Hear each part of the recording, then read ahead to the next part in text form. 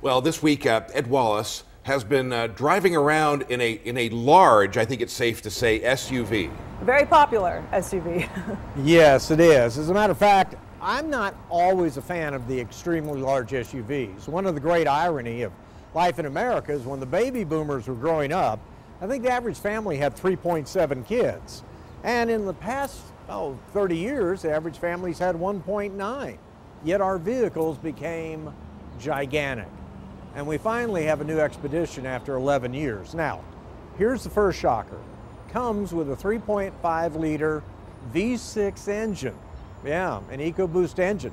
Puts out 375 horsepower. There's an option for one with 400 horsepower, but you think, what's the point? Also has a 10-speed automatic transmission. Here's the shocker. At 75 miles an hour, I was getting 25 miles to the gallon. At 60, it was over 30. That's what a Ford Fusion did not that many years ago. Going over to the interior. Now, for those who might have had the very first Expeditions back in the late 90s, it was like cheap plastic everywhere you look. The last Expedition they had was infinitely nicer. This is nicer still. And I always want to use superlatives like this is the best full-size SUV I've ever driven. That actually would go to the last generation of the Cadillac Escalade, but this one's getting pretty close. The dash is beautifully laid out.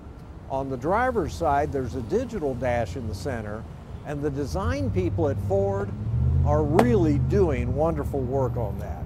It looks expensive and elegant. And here's the reason everybody that buys a full-size SUV likes it.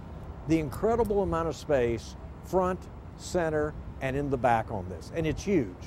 But let's make that last move. Here, look how much space you have, even with 3 rows of seats up.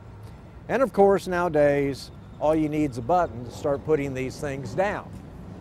So, it's quiet, it's big, and yet nothing about it drove big. It was actually really comfortable.